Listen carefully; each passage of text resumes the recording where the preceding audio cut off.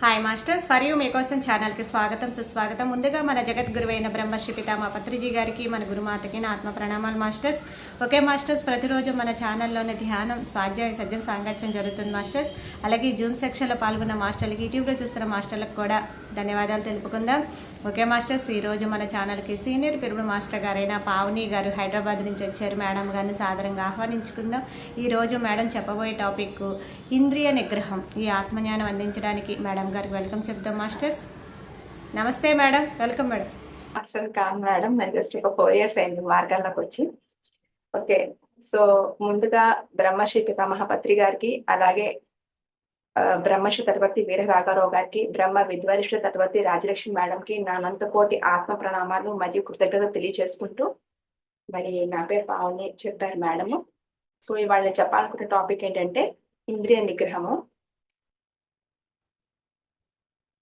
ఏంటంటే మాస్టర్స్, మనం మన పత్రికారి మార్గంలోకి వచ్చాం, ఈ ధ్యాన జ్ఞాన మార్గంలోకి వచ్చాం.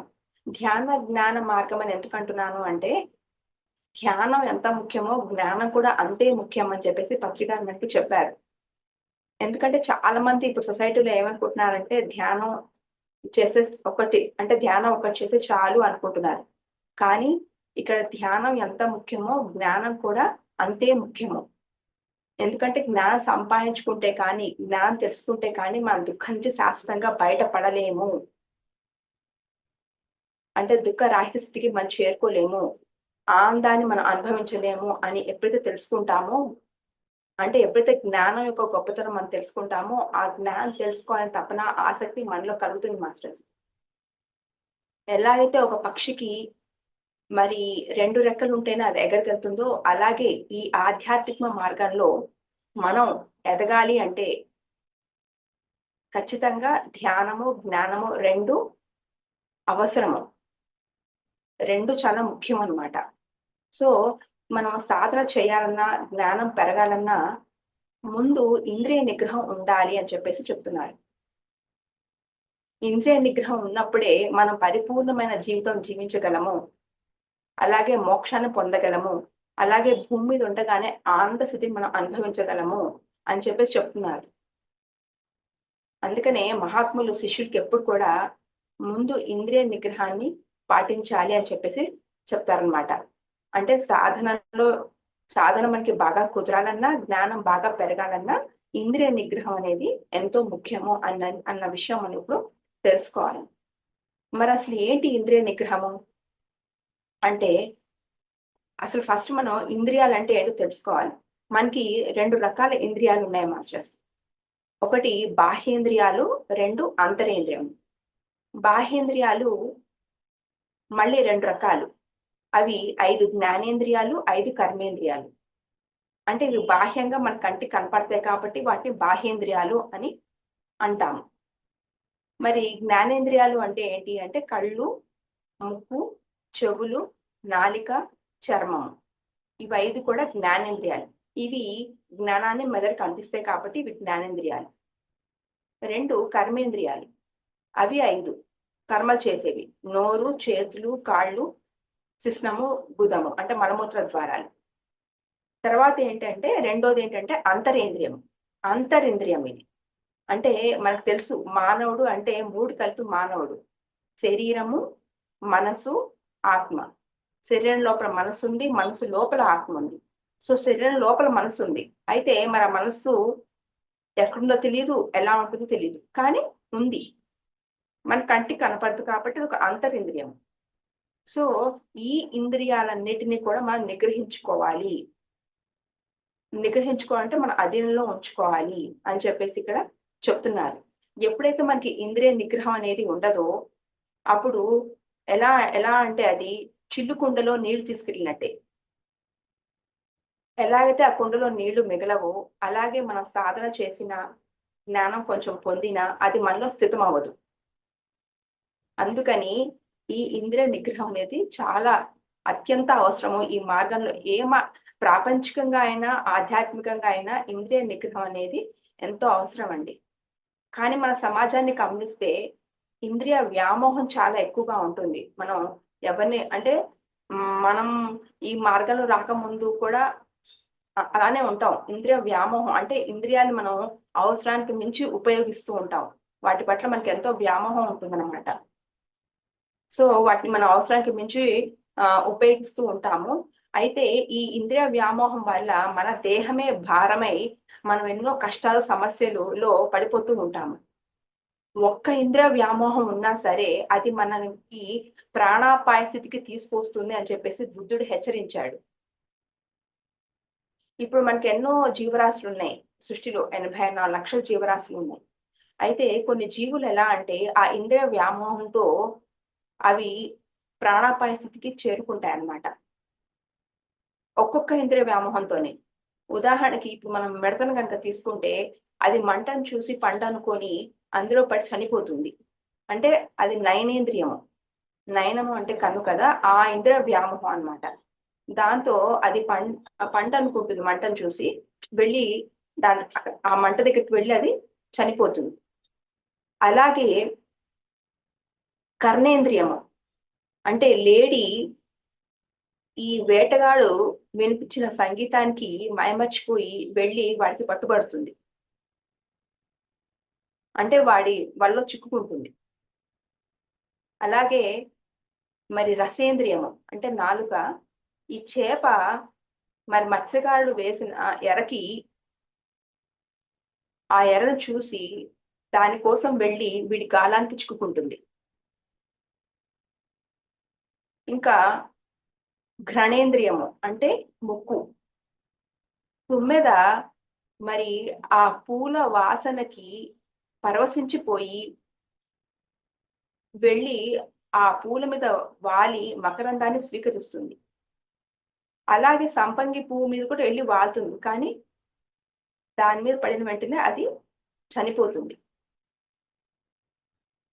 ఇంకా ఐదోది స్పర్శేంద్రియం.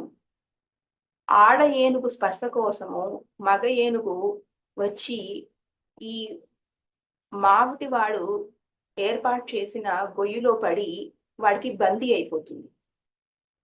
ఇలా ఒక్కొక్క ఇంద్రియ వ్యామోహంతో అవి మరి కొన్ని ప్రాణాపాయ స్థితికి తెచ్చుకుంటున్నాయి, కొన్ని చనిపోతున్నాయి.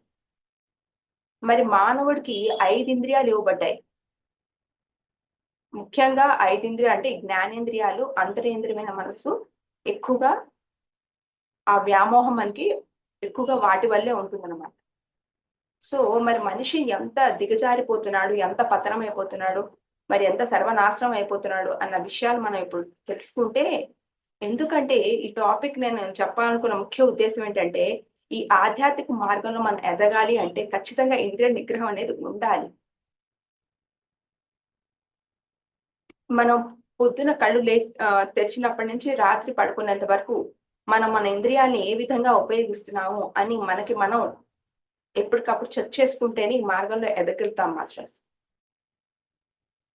అందుకని ఇవాళ నేను టాపిక్ చెప్పదలుచుకున్నాను. సో ఇప్పుడు చూడండి, మన కళ్ళనే తీసుకుంటే చాలా మంది ఏంటంటే ఇళ్లలో పొద్దున్నే టీవీ ఆన్ చేస్తారు. ఆన్ చేసి అది రోజంతా మోగుతూ ఉంటుందన్నమాట.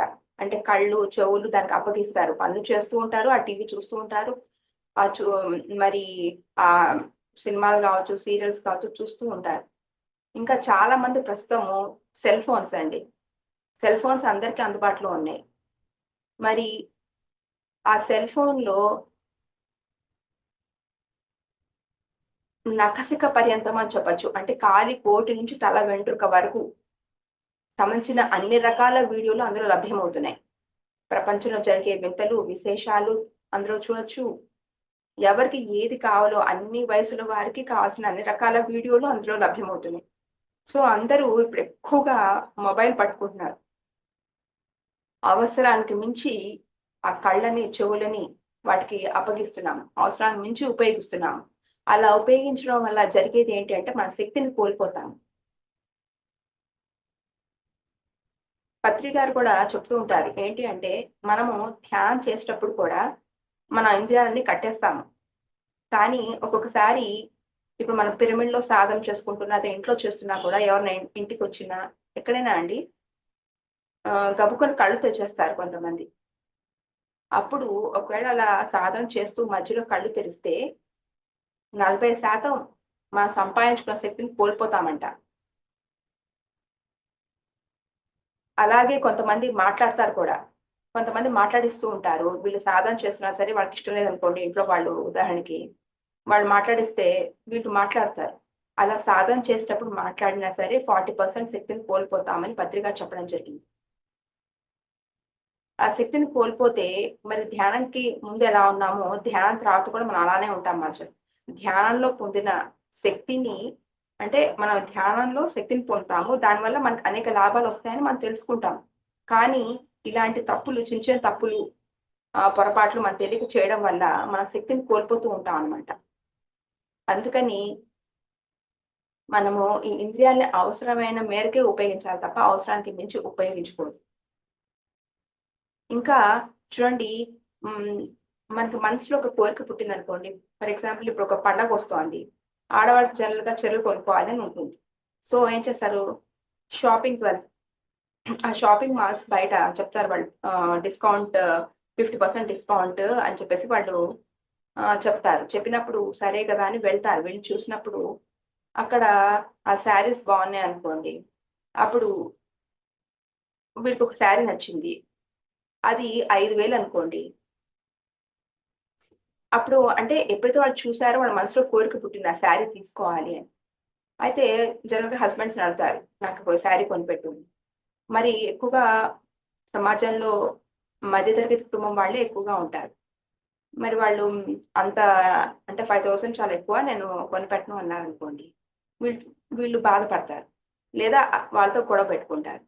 ఎప్పుడు కొనిపెట్టమను కదా! కొనిపెట్టొచ్చు కదా! అని చెప్పి. సో, అంటే నీకు ఆ కోరిక, కొనుక్కోవాలని కోరిక కలిగింది. మరి అది కొనుక్కోలేకపోయాను అని మళ్ళీ బాధ కలిగింది. అలాగే ఎక్కువ మంది చూడండి సమాజంలో, ప్రస్తుతం సమాజంలో ఎలా ఉన్నారంటే ఎంతసేపు ఇతరులతో పోల్చుకుంటూ ఉంటారండి. వీళ్ళకి, అంటే పక్కవాడికి ఇల్లుంది, నాకు ఇల్లు కావాలి. వీడికి కారుంది, నాకు కారు కావాలి. ఇలా ఇప్పుడు బంధువుల ఇంట్లకెళ్ళినా, చుట్టాలకు ఇళ్ళకి, ఈ ఫ్రెండ్స్ ఇళ్ళకెళ్ళినా అక్కడున్న వాళ్ళకున్న వస్తువులతో పోల్చుకుంటారు. పోల్చుకొని వాళ్ళకి అవున్నాయి, నాకివి లేవు. సో, నాకు ఇవి కావాలి. నేను గొప్పగా ఉండాలి. అక్కడ వాళ్ళకి అవసరమా కాదా అని చూసుకోరు. అందరికీ ఉన్నాయి, నాకు కావాలి. ఎందుకు ఆ కోరిక పుట్టింది? అంటే నువ్వు ఆ ఇంద్రియాన్ని, అంటే నువ్వు ప్రపంచాన్ని చూస్తున్నావు. విషయాసక్తి, విషయ సేకరణ చేస్తున్నావు. అక్కడి నుంచి నీకు కోరిక పుడుతోంది. అందరికీ ఉన్నాయి, నాకు కావాలి అని అనుకుంటున్నావు. అలాగే కొంతమంది చూడండి, ఇప్పుడు ఆహ్, బంధువులు కావచ్చు, లేదంటే ఇప్పుడు ఈ అమ్మాయిలు, ఇప్పుడు చదువుకునే అమ్మాయిలు, ఈ ఇంటరు, ఈ గ్రాడ్యుయేషన్‌లో ఉన్న అమ్మాయిలంతా వీళ్ళు కూడా ఒక వాట్సాప్ గ్రూప్‌లో ఉంటారు. మరి వాళ్ళు బయటికెళ్ళారు షాపింగ్ చేసినా, ఆన్‌లైన్ షాపింగ్ చేసినా, ఏవో కొన్నారనుకోండి, ఆ గ్రూప్‌లో పెట్టేస్తారు. ఫోను చేస్తారు. చేసి ఇలా నేను కొనుక్కున్నాను పలానా షాప్‌లో, చాలా బావున్నాయి మోడల్స్, డిజైన్స్ చాలా బావున్నాయి. చూడు నేను వాట్సాప్‌లో పెట్టాను అనేసి వాళ్ళు పెట్టేస్తారన్నమాట. అప్పుడు అందరూ, ఆ ఫ్రెండ్స్ అందరూ కూడా కొనుక్కుంటారు. అంటే ఇక్కడ ఒకళ్ళు కొనుక్కున్నారు. అందరికీ అంటే ఫోను ద్వారా కొంతమంది ఫోను చేసి చెప్తుంటారు. కొంతమంది అలా వాట్సాప్‌లో చూసినప్పుడు కానీ వాళ్ళకి కోరిక పుడుతుంది. కళ్ళ ద్వారా, చెవుల ద్వారా విషయ సేకరణ చేసినప్పుడు మనకి అవును కదా! ఎంత బావున్నాయి. సో, నేను కొనుక్కుంటాను అని అనిపిస్తుందనమాట. ఇలా అంటే మనము అన్ నీకు కొనుక్కోవాలనిపించింది కరెక్టే. ఇప్పుడు డబ్బున్న వాళ్ళు ఉంటారు, డబ్బు లేని వాళ్ళు ఉంటారు. డబ్బున్న వాళ్ళకి ఒక 4 జతలు ఉన్నా సరే, ఇంకోటి బావుందని చెప్పేసి వాళ్ళు కొనుక్కుంటారు. వాళ్ళకి ప్రాబ్లమ్ లేదు. కానీ డబ్బు లేని వాళ్ళు కొనుక్కోలేరు కదా! అయినా సరే అందరి ముందు నేను తక్కువైపోతాను కదా! మరి ఫ్రెండ్ సర్కిల్‌లో అందరూ కొనుక్కొని నేను కొనుక్కోపోతే ఎట్లా? అని అనుకునే వాళ్ళు ఉంటారు. అప్పుడు ఇంట్లో నాకు కొనిపెట్టమని వాళ్ళ అమ్మ వాళ్ళని అడుగుతూ ఉంటారనమాట. ఎందుకసలు ఈ కోరిక పుట్టింది? అంటే ఆ విషయ సేకరణ.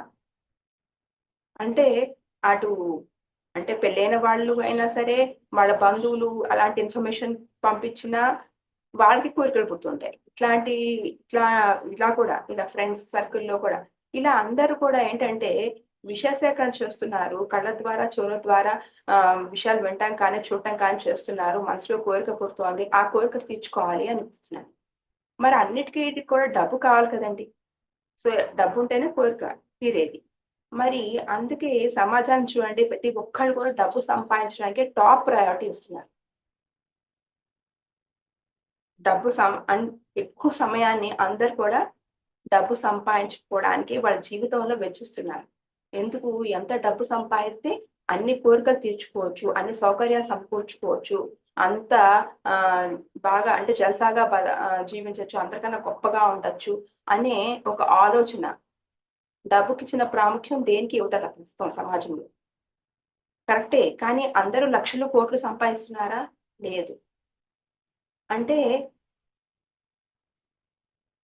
మరి కోరికలు మాత్రం అందరికీ బానే ఉంటున్నాయి. వాళ్ళతో వీళ్ళతో కంపేర్ చేసుకుంటూ అందరి కోరికలు మాత్రం బాగా పెంచుకుంటున్నారు. నీకు సంపాదనకు తగ్గట్టు కోరిక ఉంటే పర్వాలా. కానీ సంపాదనకి మించి కోరికలు ఉన్నాయనుకోండి, అప్పుడు మరి చూడండి, ఇప్పుడు ఒక గవర్నమెంట్ ఉద్యోగస్తులు ఉన్నారనుకోండి, వాళ్ళు ఏం చేస్తున్నారు? మన లంచాన్ని తీసుకొని, అంటే అలా లంచం ఇస్తే కానీ సంతకాలు పెట్టరనమాట. అలా బాగా లంచాలు తీసుకొని, బాగా డబ్బు సంపాదించుకొని, వాళ్ళు పెద్ద ఇల్లు కొంటున్నారు, సౌకర్యాలు సమకూర్చుకుంటున్నారు. కొన్ని రోజులు బానే ఉంటుంది. కానీ ఎప్పుడప్పుడు ఐటీ రేట్స్ పెరిగాయనుకోండి, ఐటీ రేట్స్ పెరిగినప్పుడు వాళ్ళు ఇల్లు సోదా చేస్తారు. చేసినప్పుడు ఏమవుతుంది? ఇంత బంగారం, ఇంత వెండి, మరి కోట్ల ఆస్తులు బినామీ పేరుతో ఉన్నాయి అని చెప్పేసేసి మన పేపర్‌లో చూస్తూ ఉంటాము. ఈ తహసీల్దారు ఇలా అని చెప్పేసి ఫోటో కూడా వేస్తారు. ఏమవుతుంది అతని జీవితం? ఆ అక్రమాస్తులన్నీ గవర్నమెంట్ తీసుకుంటుంది. అతన్ని ఉద్యోగం నుంచి తీస్తారు, లేదా జైల్లో వేస్తారు. అతను ఎక్కువ అంటే పెద్ద తప్పు చేసుంటే. ఇప్పుడు ఏమైంది? అతనిది జైలు జీవితం అయింది. కొన్నాళ్ళు నువ్వు భోగాలు అనుభవించావు. కానీ చివరికి ఏమైంది? మరి ఎందుకు ఇలా అధర్మ సంపాదన? అంటే ఆ కోరికలు. ఎందుకు ఆ కోరికలు పుట్టాయి? ఆ ఇంద్రియ వ్యామోహం. అంటే ఆ ఇంద్రియాల్ని నువ్వు అంటే ప్రపంచం చూస్తున్నావు. అందరికి అవున్నాయి, ఇవున్నాయి, నాకు కావాలి. నేను అందరిలాగే అందరికన్నా గొప్పగా ఉండాలి అని అనుకుంటున్నావు. అందుకని ఇలా అధర్మ సంపాదన మొదలుపెట్టావు కరెక్టే. కానీ ఇప్పుడు నీ జీవితం ఏంటి? ఇంకా కొంతమంది ఎలా ఉంటారంటే, మరి వాళ్ళకి సంపాదనకు మరి సరిపడా లేదు. కోరికలు ఉన్నాయి కానీ సంపాదన సరిపడా లేదు. అందుకని వాళ్ళ జీవితంలో అంటే నా బతికింతే, ఎప్పుడు నా కోరికలు తీరవు అని చెప్పేసి వాళ్ళు అంటే జీవితం అంతా మానసిక అసంతృప్తితో జీవిస్తూ ఉంటారు. అక్కడ భార్యాభర్తలు ఎప్పుడు ఇద్దరు గొడవ పడుతూ ఉంటారనమాట. అంటే ఈవిడ అంటుంది, చూడు ఆ ఎదురింటి ఆయన మరి వాళ్ళ ఆవిడని ఎంత బాగా చూసుకుంటున్నాడు, ఇల్లు ఉంది, వాళ్ళకి కారు ఉంది, మరి నగలు కొని పెడతాడు, చీరలు కొని పెడతాడు, మరి ఎంతో చక్కగా చూసుకుంటున్నాడు, నువ్వు ఉన్నావు, నీ వల్ల నా జీవితం ఇలా ఉందని చెప్పేసి ఆవిడ అతనితో అంటుంది. ఇతనే ఉంటాడు, మరి నేను చేసుకున్నాను కాబట్టి నా జీవితం ఇలా ఉంది, వేరే వాళ్ళని చేసుకుంటే నాకు బాగా కట్నం వచ్చేది, అప్పుడు ఆ కట్నంతో నేను మంచి వ్యాపారం చేసుకొని నేను గొప్పగా ఉండేవాడిని. అట్లా వీళ్ళిద్దరూ గొడవలు పడుతూ ఉంటారు అనమాట. అంటే వీళ్ళకి అశాంతిగానే ఉంటుంది. జీవితం అంతా అసంతృప్తిగా, అశాంతిగా జీవిస్తూ ఉంటారు గొడవలు పడుతూ. ఇంకో కొంతమంది ఎలా ఉంటారు? సరే, వాడికి ఇల్లు ఉంది, వీడికి కారు ఉంది, ఇవన్నీ ఉన్నాయి. సరే నేను కూడా మరి లోన్ తీసుకుంటా అని చెప్పేసి హౌసింగ్ లోన్స్ అని ఇస్తున్నారు కదా ఇప్పుడు. హౌసింగ్ లోన్స్ తీసుకుంటారు, లేదా ఈఎంఐ ఇన్‌స్టాల్‌మెంట్స్ లో వస్తువులన్నీ సమకూర్చుకుంటారు. కరెక్టే. కానీ ఒకవేళ అతని వ్యాపారం నష్టం వచ్చినా, లేకపోతే అతను అనుకోకుండా అతని ఉద్యోగం ఊడిందనుకోండి, అతను సాఫ్ట్‌వేర్ జాబే బాగానే సంపాదిస్తున్నాడు. కానీ అనుకోకుండా ఆ ఉద్యోగం ఊడినా, లేకపోతే వ్యాపారం నష్టం వచ్చినా, మరి ఇప్పుడు ఆ డబ్బులు ఆ అప్పు తీర్చగలుగుతాడా? అంటే తీర్చలేడు. అప్పుడేమవుతుంది? మనకి పేపర్‌లో వస్తుంది. అప్పుల బాధ తట్టుకోలేక ఆత్మహత్య చేసుకున్న ఫ్యామిలీ అని. ఏమైంది చివరికి అతని జీవితం? అంటే ఎప్పుడైతే ఈ ఇంద్రియాలని అవసరానికి మించి ఉపయోగిస్తున్నావు, ప్రపంచంలో చూస్తున్నావు, ఎన్నో చూస్తున్నావు, అన్ని కావాలని కోరుకుంటున్నావు. అంటే చూసినప్పుడు అంటే మనసులో ఎన్నో కోరికలు అవన్నీ తీర్చుకోవాలి, ఏమైనా సరే తీర్చుకోవాలి అని అనుకుంటూ అధర్మ సంపాదన చేసినా, లేకపోతే ఇలా చేసినా సరే చివరికి నీ జీవితం ఏమవుతోంది అంటే జీవితమే అంతమైపోతున్నది. ఆత్మహత్య చేసుకుంటున్నావు, లేదా వాళ్ళు జైల్లో వేసేస్తారు, లేదా ఉద్యోగం ఊడిపోతుంది. ఇలా జరుగుతా ఉంది. అలాగే చూడండి, ఇప్పుడు మరి రుచికి ప్రపంచమే దాసోహం అవుతుందండి. అందరికీ రుచులంటే ఇష్టమే. మరి ప్రపంచంలో ఎక్కువ మంది ఇష్టపడేది ఏంటి అంటే మాంసాహారమే. అదెంతో టేస్టీగా ఉంటుంది అని అంటారు. అని తింటూ ఉంటారు. మరి కరెక్టే. అది టేస్టీగా ఉంటుంది. అది తింటుంటే నీకెంతో సుఖభ్రాంతి ఉంది. కానీ పత్రిక చాలా స్పష్టంగా చెప్పారు. ఒక హింస చేయడం అనేది మహాపాపము. అన్ని పాపాలకల్లా మహాపాపము జీవహింస అని చెప్పి చాలా స్పష్టంగా చెప్పారాయన. ఏ జీవిని మనం హింసించకూడదు అని. కానీ కొంతమంది ఈ మార్గంలోకి చూడండి, మనం చెప్తూ ఉంటాం అందరికి, మాంసాహారం మానేయండి అప్పుడే సాధన బాగా కుదురుతుంది. ఇంకా పత్రిక ఏం చెప్పారు? నువ్వు ధ్యానం చేయకపోయినా పర్లా, ముందు మాంసాహారం మాను అన్నారు. అలాంటప్పటికి ఎంతో మంది అసలు ఈ మార్గంలో రాని వాళ్ళు ఉన్నారు. అంటే ధ్యానం అంటే మేము మాంసాహారం మానలేము. అంటే ఆ జిహ్వ చాపల్యాన్ని ఆపుకోలేరు. అంటే ఆ నోటి రుచి అంటే అది టేస్టీగా ఉంటుంది. ఏమైనా సరే మేము తినాలి. కానీ పత్రిక చెప్పారు. అది కర్మ సిద్ధాంతం ప్రకారం మనకది రోగం రూపంలో అనుభవించవలసి వస్తుంది. పెద్ద పెద్ద పాపాలే పెద్ద పెద్ద రోగాలు, చిన్న చిన్న పాపాలే చిన్న చిన్న రోగాలు, పాపమే లేకపోతే రోగమే లేదు అని కూడా చెప్పారు. అయినా కూడా వాళ్ళు ఆపుకోలేకపోతున్నారు. అందుకని తింటున్నారు. చివరికి మరి ఏదైనా రోగం వచ్చినప్పుడు మనం భరించగలుగుతామా? రోగం వస్తే మనకెంత నరకంగా ఉంటుంది. అసలు తట్టుకోలేము. విలవిల్లాడిపోతాము. ఒకసారి నేను న్యూస్ పేపర్‌లో చూసానండి. ఒక ఆవిడకి కడుపు నొప్పితో ఆత్మహత్య చేసుకుందంట. నాకదైతే నిజంగా ఒక షాకింగ్ న్యూస్ లాగే అనిపించింది. ఎందుకంటే జస్ట్ కడుపు నొప్పికి ఎవరైనా ఆత్మహత్య చేసుకుంటారా? మరి ఆ నొప్పి ఎంతగా ఉందంటే ఆవిడ తట్టుకోలేకపోతోంది. మరి ఎవరికైనా రోగం వచ్చినప్పుడు గమ్మున ఇంట్లో కూర్చుంటారా? ఖచ్చితంగా డాక్టర్ దగ్గరికి వెళ్తారు. అంటే ఆవిడ అలోపతి, హోమియోపతి, ఆయుర్వేదం అన్నీ ట్రై చేసుంటుంది. కానీ ఏది వర్కౌట్ అవ్వలా ఆవిడకి. ఇంకా ఆ నొప్పి తట్టుకోలేక ఆవిడ ఆత్మహత్య చేసుకుంది. ఎందుకు ఆ పరిస్థితి వచ్చింది ఆవిడకి? అంటే ఆ నొప్పి తట్టుకోలేక, ఆ నొప్పిని భరించలేక. మరి ఆ పరిస్థితి, ఆ రోగం నీకెందుకొచ్చింది? ఒక జీవిని హింసించినప్పుడు. మరి ఆ జీవిని హింసించినప్పుడు అది అంతే బాధపడుతుంది కదా! అది ఎంత బాధపడుతుందో నీకు తెలియాలి కాబట్టి మనకిట్లా రోగం రూపంలో అనుభవిస్తాం స్ట్రెస్. అంటే మరి నువ్వు ఆ నోటి రుచిని ఆపుకోలేకపోతున్నావు. ఆ వ్యామోహం ఎంతగా ఉందంటే నేనేమైనా సరే తినేయాలి. చివరికి రోగం వచ్చినప్పుడు తెలిసొస్తుంది ఆ బాధ. మన వరకు వస్తే కానీ తెలీదు కదండీ! ఆ జీవిని ఎంత బాధ పెట్టామో అని. అంటే నువ్వు ఆ స్థితికి చేరుకోవడానికి కారణం ఆ ఇంద్రియ వ్యామోహం. ఆ నోటి రుచిని ఆపుకోలేకపోవడం. ఇప్పుడు ఎంతో మంది మరి మాంసాహారం తినే వాళ్ళకి ఇలాంటి పరిస్థితే ఎదురవుతుంది అని చెప్పేసి పత్రిక చాలా స్పష్టంగా చెప్పారు. ఇంకా నెక్స్ట్ చర్మం అండి.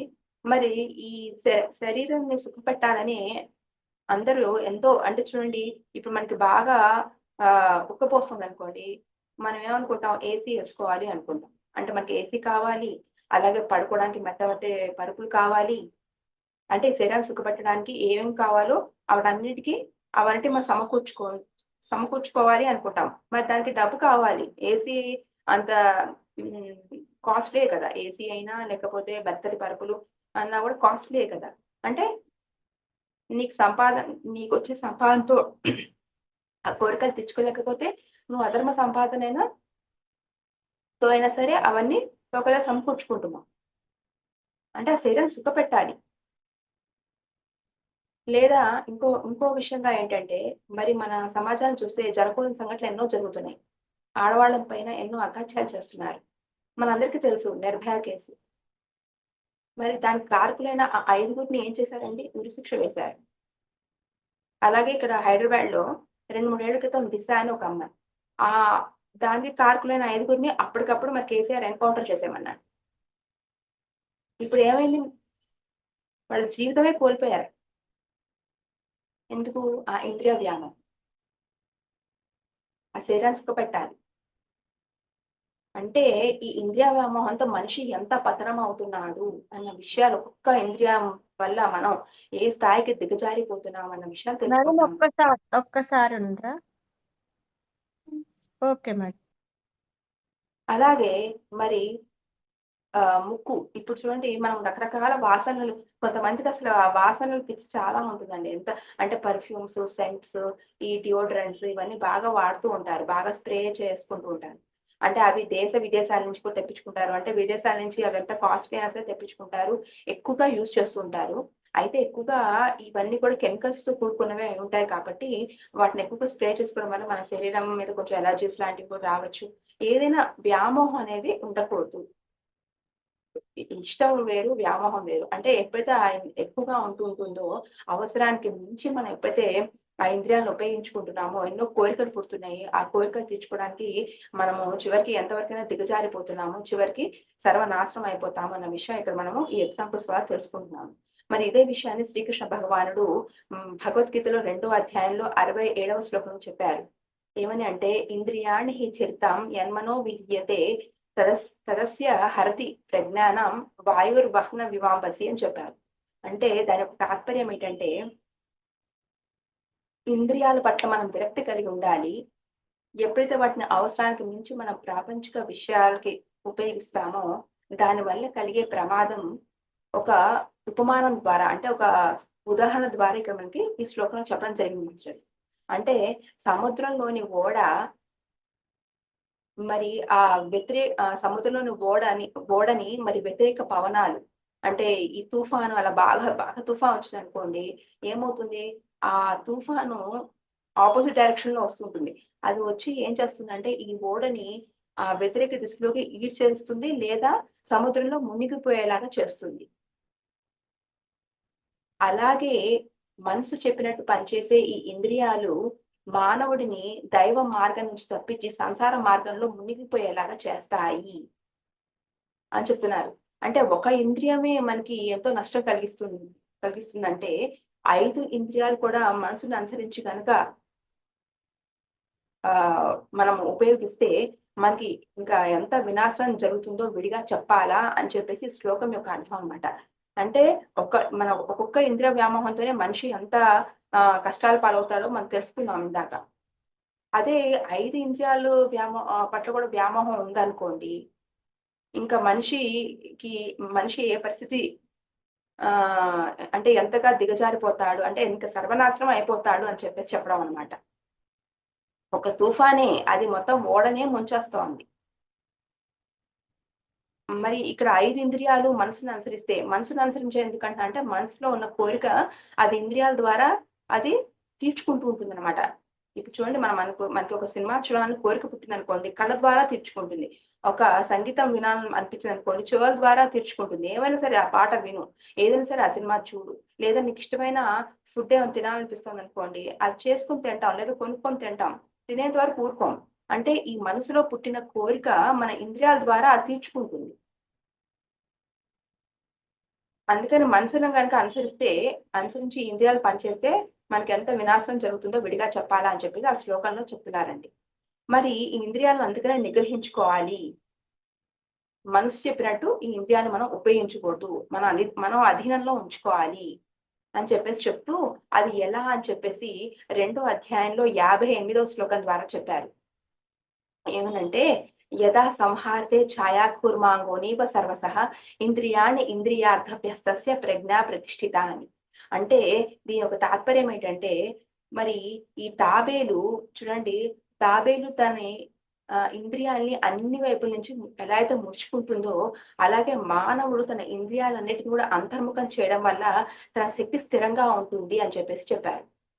ఇప్పుడు తాబేలు చూడండి, ఎంత చిన్న అలికిడైనా లేదా చప్పుడు ఇట్లా అయినప్పుడు వెంటనే దాని ఇంద్రియాలన్నిటిని కూడా దాని పెంకు కింద పెట్టేసుకుంటుంది.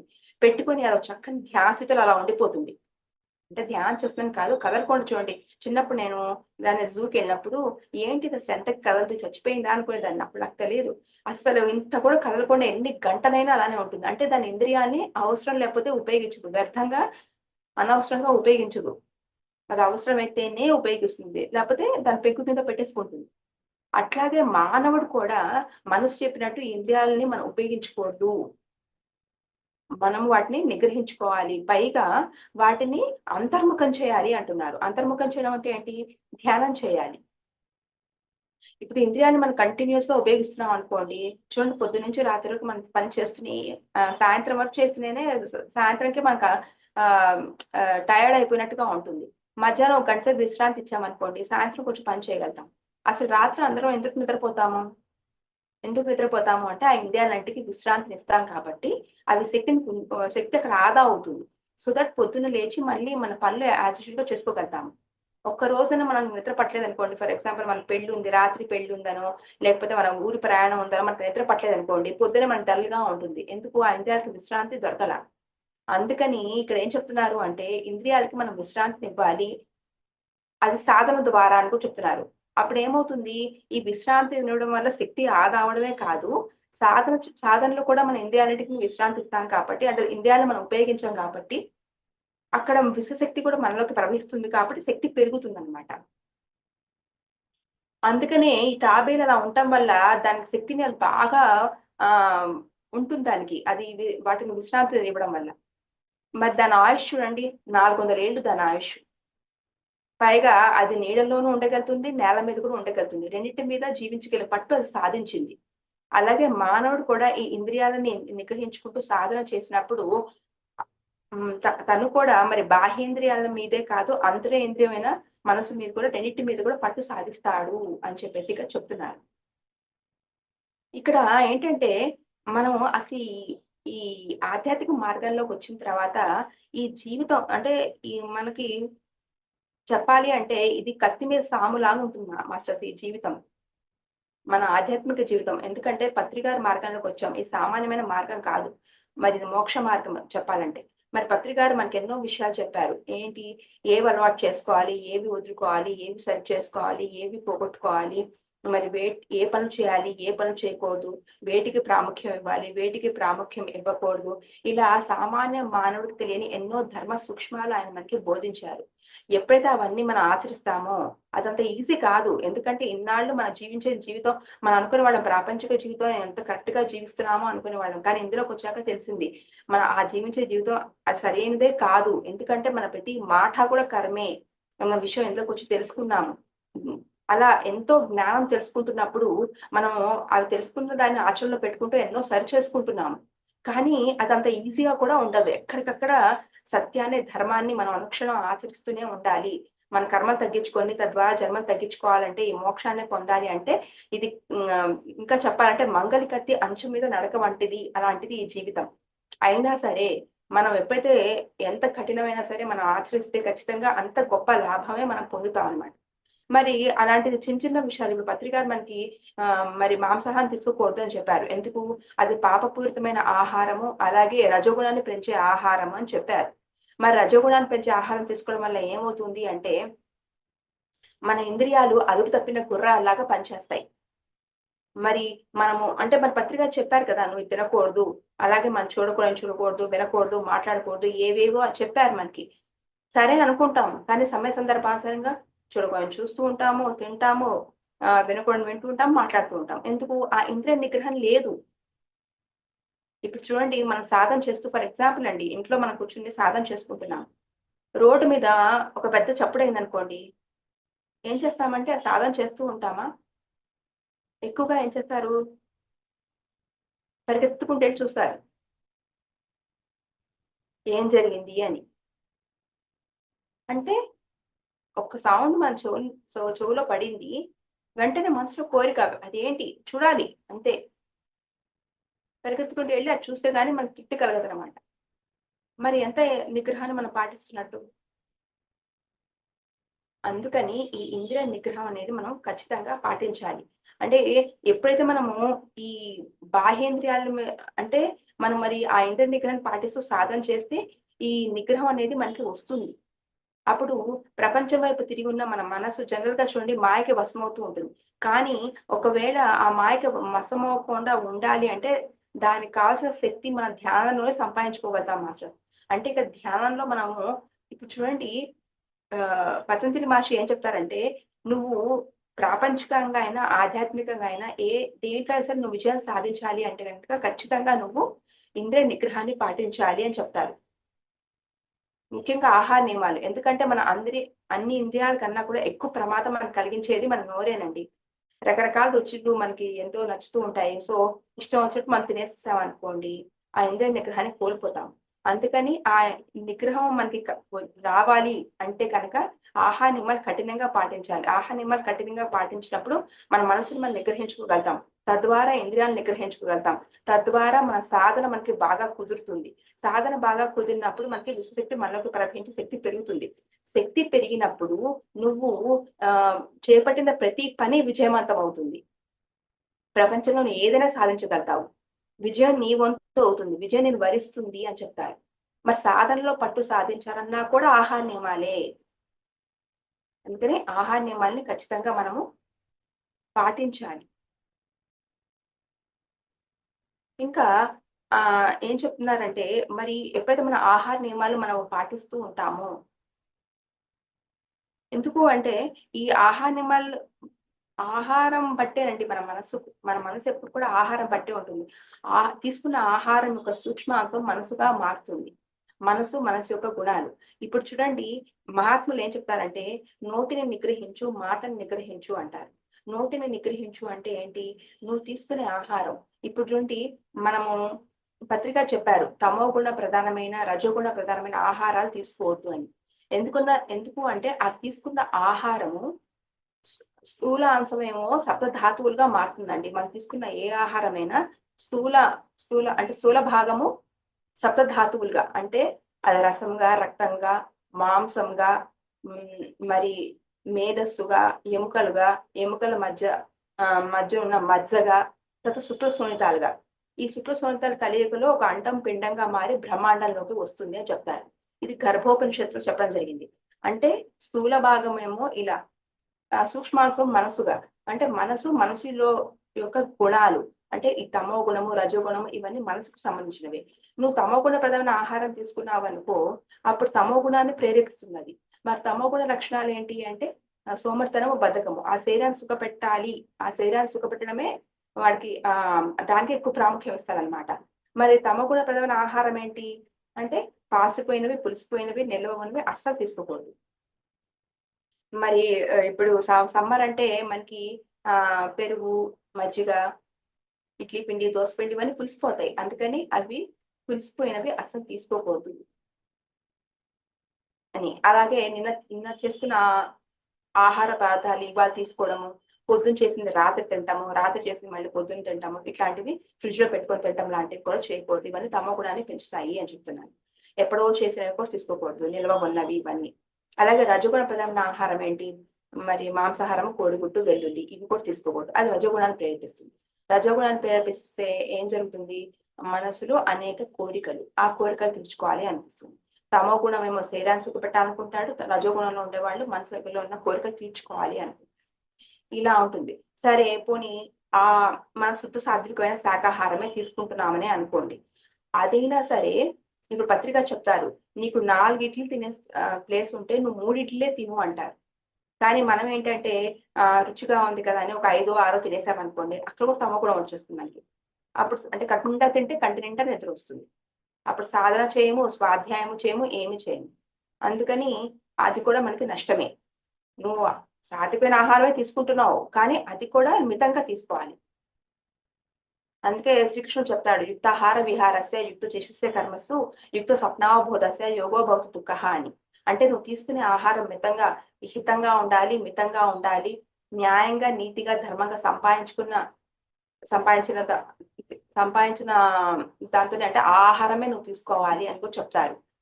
మరి హితము అంటే నీకు హితకరమైంది. ఎందుకంటే 1 man's food is another man's poison అంటారు. అంటే నీకు ఇప్పుడు చూడండి, ఉసిరికాయ మంచిది అని చెప్పేసి అందరు చెప్తారు. అది విటమిన్ సి, రోగ నిరోధక శక్తి బాగా పెంచుతుంది అని చెప్తారు. కానీ అది అందరికీ పడదు. పడని ఆహారం నువ్వు తీసుకోకూడదు. ఇప్పుడు మనం ఏంటంటే ఒకసారి చూడండి, ఫంక్షన్స్కి వెళ్ళినప్పుడు అక్కడ కొన్ని ఐటమ్స్ చూస్తాము. అప్పుడు మనం అనుకుంటాం, నేను ఇంట్లో ఏం చేసుకుంటానా ఏంటి, నేను చేసుకోను కదా, తినేద్దాంలే అనుకుంటాం. కానీ అలా తీసుకోకూడదు. అది మనకి ఇబ్బంది పెడుతుంది అన్నప్పుడు తీసుకోకూడదు. కానీ పర్వాలేదులే, తినేద్దాంలే అని అనుకుని తీసుకున్నాం అనుకోండి, అప్పుడు మనసు చంచలావస్థలోకి వెళ్ళిపోతుంది.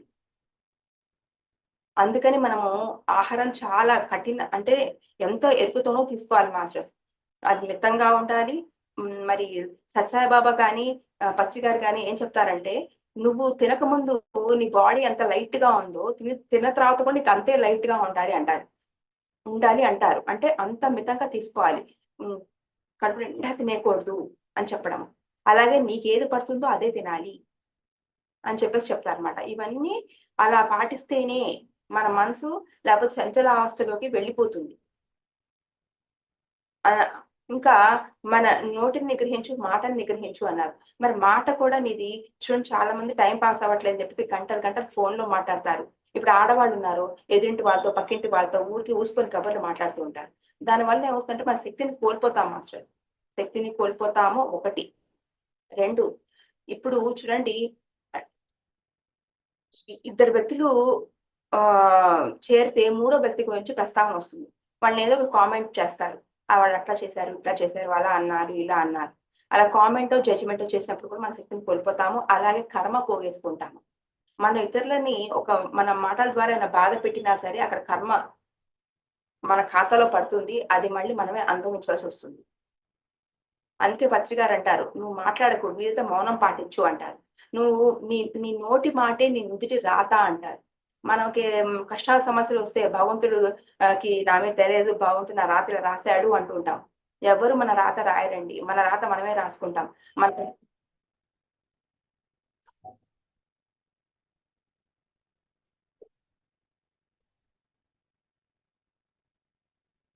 సో, మన రాత మనమే రాసుకుంటాము. మనం ప్రస్తుత వర్తమానం అంటే ఈ ప్రస్తుతం మన జీవితం ఇలా ఉండడానికి కారణం మన గతంలో చేసిన మన కర్మలు.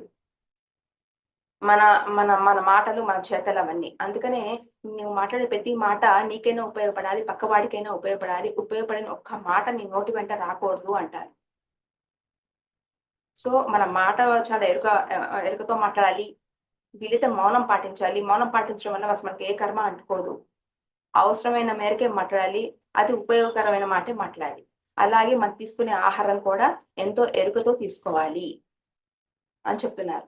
ఎందుకంటే మనము మరి లేకపోతే ఏమవుతుంది అంటే మనము ఆహ్, ఎప్పుడైతే చూడండి మనము ఈ ఇంద్రియాలను నిగ్రహించుకోకపోతామో, మన ఇంద్రియాలు నిగ్రహించుకోనప్పుడు ఏమవుతుందంటే మన మనసు మాయకి వశమైపోతూ ఉంటుంది మాస్టర్స్. మన ప్రపంచం వైపే తిరుగుంటాం. ఎక్కువసేపు ప్రపంచంలోనే ఉంటున్నాం. అందుకని నిగ్రహించుకోకపోతే వాటన్నిటికి మనం ఇన్‌ఫ్లూయెన్స్ అయిపోతూ ఉంటాము. కానీ మహాత్ములు ఏమంటారంటే, "నువ్వు మాయని కనుక మాయకి వశమైపోతే నరుడుగానే భూమి మీద ఉండిపోతావు. ఒకవేళ మాయను జయిస్తే నారాయణుడివే అవుతావు" అంటున్నారు. మరి మనం ఎందుకు జయించలేకపోతున్నాం? అసలేంటి మాయ? మాయ అంటే ఏంటి? లేనిది ఉన్నట్టుగా కనిపించడమే మాయ. ఇప్పుడు హ్మ్. మనం ఏమనుకుంటుంటాము అంటే, మన ఆత్మను మనం తెలుసుకున్నాము. కానీ మనకు శరీర భ్రాంతి వదలదు. నేను శరీరాన్ని అన్న భావనే మనకు ఎక్కువగా ఉంటుంది. నా వాళ్ళు, మా వాళ్ళు అని కంటికి కనపడేవన్నీ నిజమని, సత్యమని, అవి శాశ్వతమని అనుకుంటూ ఉంటాం. నేను డబ్బు అంటే మన సంపాదన కావచ్చు, లేతే మనం ఒక ఇల్లు కొన్నాము, స్థలాలు కొన్నాము, పొలాలు కొన్నాము, వీటన్నిటి మీద మమకారం మనకి. నా వాళ్ళు, మా వాళ్ళు అనుకుంటున్నాం కదా! వాళ్ళ కోసమే జీవితం అంతా మనం వెచ్చిస్తూ ఉంటాం. అంటే మనకి ఎంతసేపు అందరికన్నా గొప్పగా ఉండాలి. పేరు ప్రఖ్యాతులు, బాగా డబ్బు సంపాదించుకోవాలి. ఇవన్నీ అనుకుంటూ నువ్వు జీవిస్తున్నావు చూసావా? అంటే ఇదంతా కూడా లేనివి ఉన్నట్టు కనిపిస్తున్నాయి. మరి ఏవి శాశ్వతం చెప్పండి ఇందులో? ఇప్పుడు నా వాళ్ళు, మా వాళ్ళు అనుకుంటున్న వాళ్ళు ఎవరైనా శాశ్వతంగా ఉండిపోతారా? అందరూ వెళ్ళిపోయే వాళ్ళే. నేను శాశ్వతం అనుకుంటే నీ శరీరం కూడా ఉంటుందా? అది ఎప్పుడప్పుడు వెళ్ళిపోతుంది. పోనీ నా డబ్బు నేను ఇంత కష్టపడి సంపాదించాను, నేను కోట్లు సంపాదించాను అని రాత్రింబవళ్ళు కష్టపడి ఎన్నో ఏళ్ళు సంపాదించాను అంటారు కదా! ఆ డబ్బు కూడా నీతో అలా ఉంటుందా? నువ్వు ఏదో రోజు దొంగొచ్చి వాడు దొంగతనం చేసి తీసుకెళ్ళిపోవచ్చు. అదేమీ గ్యారంటీ లేదు కదా! ఉంటుంది అని చెప్పేసి. లేకపోతే ఒక బిల్డింగ్ కట్టావు నువ్వు, మరి ఆ పెద్ద పెద్ద భవంతులు వాళ్ళెంతో నిర్మించుకుని ఎన్నో కోట్లు సంపాదించారు కదా! అవన్నీ ఒక్క రోజు పేక మేడలా కూలిపోయి వాళ్ళు వీధి పాలయ్యారు. రోడ్డు మీదకొచ్చేసారు వాళ్ళు. మరి నువ్వు శాశ్వతం అనుకుంటున్నవి ఏవి శాశ్వతం కాదు. మరి ఆడవాళ్ళు నాకింత బంగారం ఉంది అని ఎంతో మురిసిపోతూ వాటి గురించి ఎంతో మమకారం పెంచేసుకుంటారు. ఏమో ఏదో రోజు దొంగతనం జరగొచ్చు. అన్నీ కోల్పోవచ్చు. ఏదైనా జరగొచ్చు. మరి అక్కడ యుద్ధాలు జరిగినప్పుడు అక్కడ ప్రాణ నష్టం జరిగింది. ఆస్తి నష్టం ఎంతో జరిగింది. అంటే ఇక ప్రాణానికి గ్యారంటీ లేదు. ఆస్తులకి నీ కంటికి కనపడుతున్నవి ఏవి గ్యారంటీ కాదు. ఎవరైనా, ఏ వస్తువులైనా, ఏవైనా ఎప్పుడైనా వెళ్ళిపోతాయి. అప్పుడు నావి, నావి అనుకుంటూ వాటి మీద పెంచుకున్న మమకారం వల్ల చివరికి నీకేమవుతుంది? దుఃఖమే మిగులుతోంది. అందుకని ఆ మాయలో పడకు. ఆ మాయని జయించు అని చెప్తున్నారు. శంకరాచార్యులు వారు ఏమంటున్నారు, జగత్ మిథ్య ఆత్మ సత్యము అంటున్నారు. జగత్ అంతా మిథ్యే, అది లేని ఉన్నట్టు కనపడుతున్నది, కానీ దానికోసం కాదు, ఆత్మ సత్యము, దాన్ని అంటే ఆత్మని పట్టుకో అంటున్నారు. కానీ మనం అన్ని తెలుసుకున్నా సరే శరీర భ్రాంతి వదటలా కంటి కనపడేవి శాశ్వతం అనుకుంటూ వాటి వెనుక పడికెళ్తున్నాం. అంటే మాయం జయించలేకపోవడానికి కారణం ఏంటంటే ఈ అంతరేంద్రియమైన మనసు చంచలావస్థలో ఉంది. అంటే మనం ప్రపంచాన్ని ఎంత చూస్తున్నా అంటే మనం ఎంత తెలుసుకున్నా సరే మనము చూసిన దానికి ప్రాముఖ్యం ఇస్తున్నాము. మరి దాంతో ఎన్నో కోరికలు, ఆ కోరికలు తెచ్చుకోవడానికి ఇంద్రియాలను ఉపయోగించుకుంటున్నది. అంటే ఇంద్రియాలన్నీ కూడా మనసుకి బానిసలే పనిచేస్తున్నాయి. ఇంద్రియాలు మనసు అధీనంలో ఉన్నాయి. సో మన పొద్దు నుంచి రాత్రికి ఆ మనసు చెప్పంటే పని చేస్తుంటాడు. ఒక సామాన్య మానవుడు చేసే పని ఇది. ఆ కోరికలు తెచ్చుకొని తప్పులు పాపాలు చేస్తాడు. తర్వాత తద్వారా కష్టాలు వస్తే దుఃఖాన్ని అనుభవిస్తాడు. కానీ ఒక సాధకుడు, ఒక జ్ఞాని మరి ఈ ఈ మనసు మీద ఆధిపత్యం సంపాదిస్తాడు. మనసును అధీనంలోకి తెచ్చుకుంటాడు, ఇంద్రియాలను అధీనంలోకి తెచ్చుకుంటాడు. అన్నిటిని కూడా తన ఆధిపత్యం సంపాదించి ఒక బ్రహ్మజ్ఞానిగా ఎదుగుతాడు. ఇప్పుడు మనకి ఈ ప్రాపంచికంగా మనకు కొన్ని రుచులు అంటే ఇష్టం ఉంటుంది, కొన్ని వస్తువుల పైన ఇంట్రెస్ట్ అంతకుముందు ఉండేది మార్గం రాకముందు. కానీ ఇప్పుడు మనం తెలుసుకుంటున్నాము. ఇప్పుడు గురువులు, గొప్ప గొప్ప మహాత్ములు, శంకరాచార్యులు వారు ఏం చెప్పారు, నిత్య అనిత్య వస్తు వివేక విచారణ అన్నారు. నువ్వు ఏది నిత్యమో, ఏది అనిత్యమో, ఏది శాశ్వతమో, ఏది అశాశ్వతమో ఈ విచారణ చెయ్యి. నువ్వు కంటితో ఒక వస్తువు చూసినప్పుడు నాకు కావాలని నీకు కోరిక పుట్టినప్పుడు నాకు ఇది అవసరమా అని మన దానికోసం నేను ఎందుకు తాపత్రయపడాలి అని విచారణ చెయ్యి అని అంటారు. ఎందుకంటే కళతో చూసినప్పుడు అది పొందాలని పుట్టిన ఆ కోరిక మనసుది. నువ్వు చోలుతో విన్నా నీకు పొందాలని కోరిక మనసుది. నువ్వు తినాలనుకున్నా, మాట్లాడాలి అని అనుకున్నా అన్ని కోరికలని మనసువే. అలాంటి మనసు మీద ఆధిపత్యం సంపాదిస్తాడు ఒక జ్ఞాని. అలా ఒక బ్రహ్మజ్ఞానిగా ఎదిగిపోతాడు. పత్రి గారు మరి ఒక బ్రహ్మజ్ఞాని. అందుకే ఆయన చూడండి, ఆయనకి ఇంద్రియాల మీద పట్టుంది, మనసు మీద పట్టుంది. ఆయన మాయను జయించాడు కాబట్టే ఇంత గొప్ప లోక కళ్యాణకరమైన పనులు చేసి దేశ విదేశాల్లో ఇంత ధ్యాన జ్ఞాన మార్గాన్ని అందరికీ అందించారు ఆయన. అలా ఇంద్రియ నిగ్రహం ఉన్న వాళ్ళు అంత గొప్ప స్థాయికి చేరుకుంటారు. మనము కొంతమంది మార్గంలో చెప్పినట్టు చేస్తూ ఒక మంచి స్థితికి చేరుకున్నా ఎప్పుడో అప్పుడు ఒకసారే కదా, ఇవాళ ఫంక్షన్కి వచ్చాము, ఇక్కడ ఒక్కరోజు నేను తింటాను, ఇంకా మళ్ళీ తిన్ను, ఎందుకంటే నేను ఇంట్లో కూడా చేసుకోవట్లేదు కదా, ఇక్కడే కదా అనేసి ఒక్కసారి కక్కుర్తి పడి తిన్నా కూడా మళ్ళీ మనసు కలుషితం అయిపోతుంది. ఎందుకంటే మనసు మీద తీవ్ర ప్రభావం ఉంటుందండి. మన ఆహారం యొక్క ఇంపాక్ట్ మనసు మీద చాలా ఉంటుంది. అందరూ సాధన చేసే వాళ్ళకి ఇంకా బాగా తెలుస్తుంది అనమాట. మనము ఇన్ని కఠినంగా ఆహారాన్ని మనం పాటిస్తూ ఎంత చేసి, ఇంత సాధన చేసి, ఇంత శక్తి పెంచుకొని, ఇంత గొప్ప స్థితికి ఎదుగుతున్నా సరే ఒక్క రోజు మనము తప్పు చేసినా అది మనకి తెలిసిపోతుంది. అంటే ఇప్పుడు మనము కొంచెం మనసు ఇదైపోతుంది, కలుషితం అవుతుంది, నిగ్రహం కోల్పోతాం. మళ్ళా ఇప్పుడు చూడండి, ఇప్పుడు ఈ వైశాఖ మాసంలో అన్ని పెళ్లిళ్ళు ఎక్కువ ఉంటున్నాయి. ఇంకో ఫంక్షన్ కూడా వెళ్తారు. వెళ్ళి ఇవాళ ఒక్కరోజే కదా, ఎక్కువ తిందాం, ఇంకెప్పుడు తినద్దు అని 2-3 సార్లు తిన్నారనుకోండి, అప్పుడు ఏమవుతుంది, తప్పు మీద తప్పు చేయడం వల్ల ఆ నిగ్రహం కోల్పోయి, ఇంద్రియాల నిగ్రహము కోల్పోయి, మరి కోరిక మీద కోరికలు మళ్ళీ పుడుతూ ఉంటాయి. సంకల్పాల మీద సంకల్పాలు పెట్టుకుంటూ ఆత్మకు దూరం అవుతారు, ప్రపంచానికి దగ్గర అవుతూ మళ్ళీ ఏమవుతుందంటే చివరికి మళ్ళీ మరో జన్మలో నరుడిగానే జన్మ తీసుకోవాల్సి వస్తుంది. మనం ఒక మోక్ష మార్గంలో ఉన్నాం. మనం తీవ్రంగా ప్రయత్నిస్తే ఇదే చివరి జన్మ కూడా చేసుకోవచ్చు. కానీ ఇలాంటి పనులు చేయడం వల్ల మళ్ళీ ఈ జన్మ చక్రంలో కొట్టుకుపోతాం తప్ప జన్మ రాహిత్యాన్ని పొందలేము. మనం నారాయణుడిగా మనము ఎదగలేము. అందుకే చాందోపనిషత్తులో ఒక విషయం చెప్పబడింది. ఏంటి అంటే, ఆహార శుద్ధౌ సత్వశుద్ధి, సత్వశుద్ధౌ ద్యావా స్మృతి, స్మృతిలంబే సర్వ గంధానాం విప్రమోక్ష అని. అంటే నువ్వు ఆహార శుద్ధిత్వం వల్లే మనసు శుద్ధి అవుతుంది, మనసు శుద్ధి వల్లే హృదయ శుద్ధి జరుగుతుంది, హృదయ శుద్ధి వల్లే దృఢమౌ ప్రజ్ఞ కలుగుతుంది, ఆ దృఢమౌ ప్రజ్ఞ వల్లే మనం మోక్షాన్ని పొందుతాము అని చెప్పేసి చాందోపనిషత్తులో చెప్పబడింది. అంటే ఆహారం యొక్క ఇంపాక్ట్ మనిషి మోక్షానికే తీసుకెళ్తుంది. అంటే మరి ఆహార నియమాలు పాటించకపోతే పశుత్వంలో, ఆహార నియమాలు పాటిస్తే శివత్వంలో ఉంటాం మాస్టర్స్. అంటే మనము అంటే ఆ మనసు శుద్ధి అయితే హృదయ శుద్ధి జరుగుతుంది, హృదయ శుద్ధి జరిగితే దృఢమైన ప్రజ్ఞ అన్నారు. ప్రజ్ఞ అంటే ఆత్మ నుంచి అందించబడే జ్ఞానాన్ని ప్రజ్ఞ అంటారు మాస్టర్స్. మన సాధన తీవ్రంగా చేస్తున్నప్పుడు, గంటలు సాధన చేస్తున్నప్పుడు, ఎప్పుడైతే ఆలోచన రహిత స్థితిలో ఆ ధ్యాసతో మన భగవంతుడితో ఉంటున్న కొద్దీ అంతరంలో నుంచి జ్ఞానం ఏదైతే మనకు అందుతుంటుందో దాన్ని ప్రజ్ఞ అంటారు. మనము కఠినమైన ఆహార నియమాలు పాటిస్తూ ఇలా చేసినప్పుడు ఆ ప్రజ్ఞ మనలో అంతూ ఉన్నప్పుడు అంటే మరి ఆత్మ అంటేనే అంత జ్ఞాన స్వరూపం కదా. ఆ జ్ఞానం పొందే కొద్దీ మరి మన కర్మలు దగ్ధం అవుతాయి, చివరికి మనం మోక్షమే పొందుతాం అనమాట.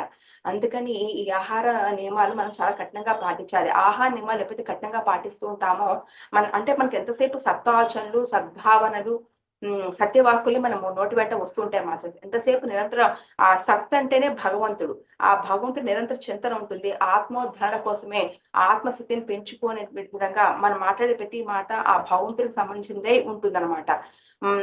అంటే మనము ఈ మార్గంలో ఉంటూ మనం ఎదుగుతూ మళ్ళీ 10 మందిని ఎదిగేలాగా చేస్తుంటారు. ఇప్పుడు పత్రి గారు కావచ్చు, మరి తటవర్తి దంపతులు కావచ్చు, మరి వాళ్ళు నిరంతరం 24 గంటలు వాళ్ళ ఆత్మస్థితిలోనే ఉంటూ ఆత్మోద్ధరణ గురించి ఆలోచిస్తూ అందరినీ అట్లా చేస్తుంటారు. వాళ్ళనే ఆచార్యులు అంటారు, సత్పురుషులు అంటారు. వాళ్ళు చేసే పనులన్నీ సత్కార్యాలే అన్నమాట. ఇంత లోకాన్ని అందరికీ అంటే ఏది నేను తెలుసుకున్నానో 10 మంది అందరికీ ఆ జ్ఞానాన్ని అందించాలి. జ్ఞాన మార్గాన్ని అందరికీ అందించాలి అన్న విషయం అంటే నిరంతరం వాళ్ళు ఆ పనిలోనే ఉంటారు. అలా ఈ భూమి మీద ఒక దివ్య మానవులుగా వెలుగొందుతారు మాస్టర్స్. అలాగే మరి చూడండి, మనకి పూర్వం వానప్రస్థాశ్రమం అనేవాళ్ళు.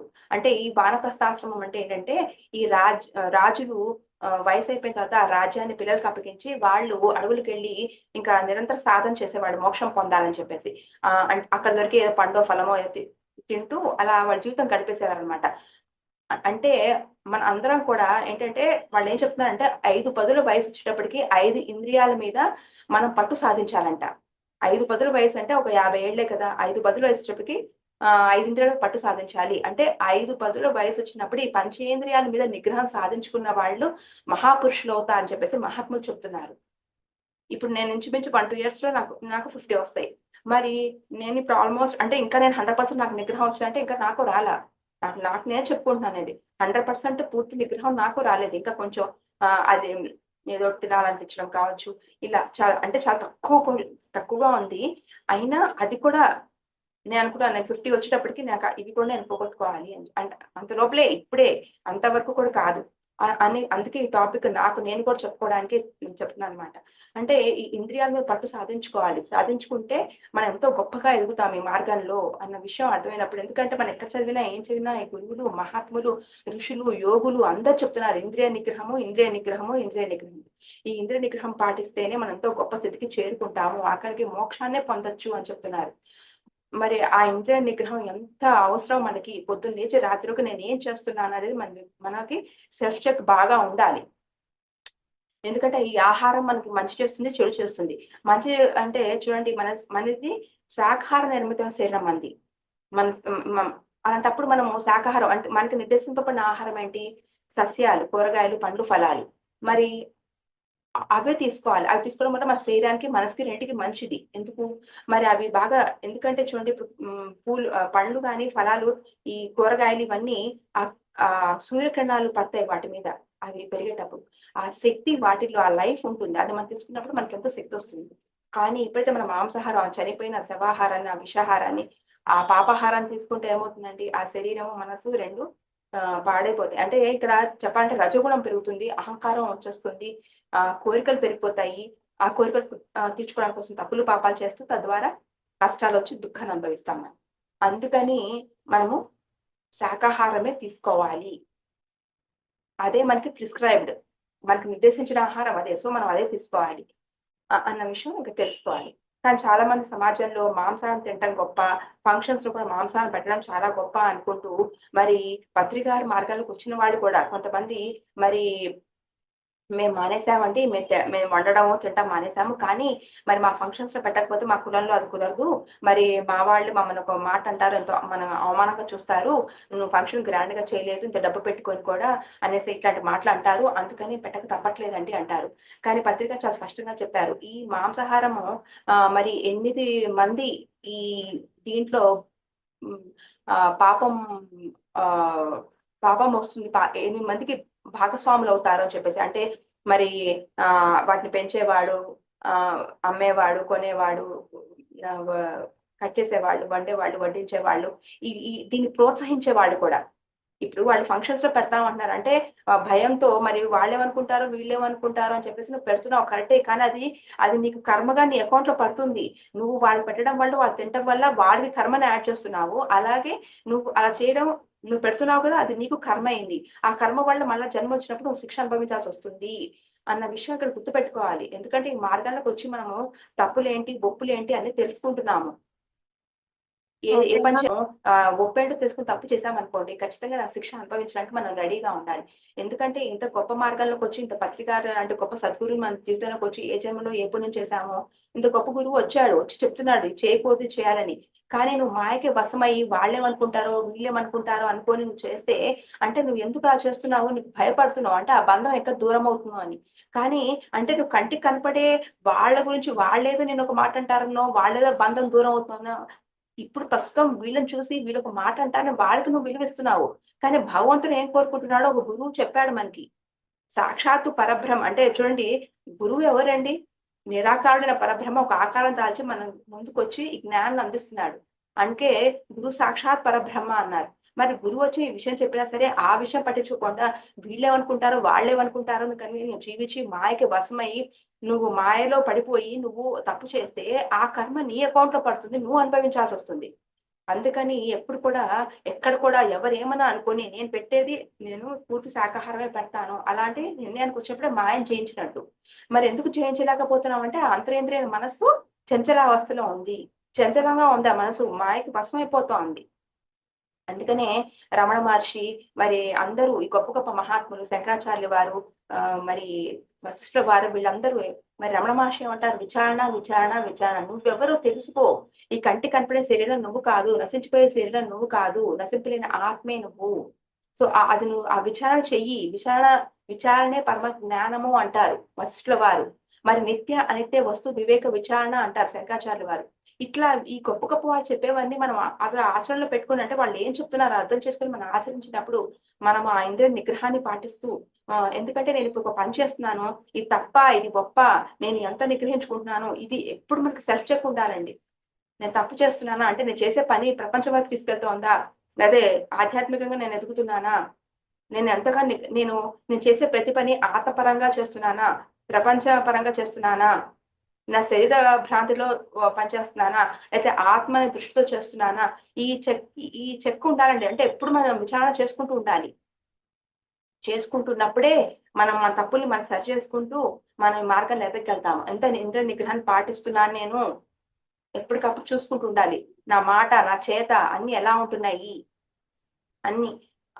అందుకని గురువు మనకి ఇంత మంచి మార్గాన్ని ఇచ్చారు మాస్టర్స్. సాధనకి తొలిమెట్టు జ్ఞానానికి తొలిమెట్టు రెండు కూడా అన్నిటికీ ఇంద్రియ నిగ్రహమే మాస్టర్స్. సో మనం ఎప్పుడైతే సరైన ఆహారం శుద్ధ సాత్వికమైన శాకాహారం తీసుకుంటూ మరి సాధన తీవ్రమైన సాధన చేస్తూ ఉంటామో అప్పుడు మనము మనసు శుద్ధత్వంలోకి వస్తుంది. మన ఆలోచనలు మంచి ఆలోచనలు చేస్తాము, సరైన జీవన విధానంలో మనం జీవిస్తూ ఉంటాము. సో ఇంత గొప్ప అవకాశం ఇచ్చిన మరి గురు దంపతులకి అలాగే ఈ జూమ్ నిర్వహిస్తున్న వారికి, జూమ్ లో పార్టిసిపేట్ చేసిన వారికి అందరికీ ధన్యవాదాలు masters. Thank you madam, thank you so much madam. For you మీకోసం మన ఛానల్కి వచ్చి ఎంతో గొప్ప ఆత్మజ్ఞానం అందించిన పావని గారికి, లక్ష్మీ పార్వతి గారికి ధన్యవాదాలు తెలుపుకుందాం masters. Thank you masters. Masters అలాగే ప్రతినిత్యం ఎరుకతోటి ధ్యానం స్వాధ్యాయం సజ్జన సాంగత్యం చేద్దాం మాస్టర్స్, అందరి చేత చేద్దాం మాస్టర్స్. వైజాగ్కి మెగా పిరమిడ్ రావాలని పరమ గురువుల కోరిక, పత్రిగారి కోరిక, పత్రి మేడం కోరిక, మనం అందరూ సంకల్ప జ్ఞానం చేసి వైజాగ్కి మెగా పిరమిడ్ వచ్చేలా చేద్దాం masters. Thank you masters, thank you thank you thank you.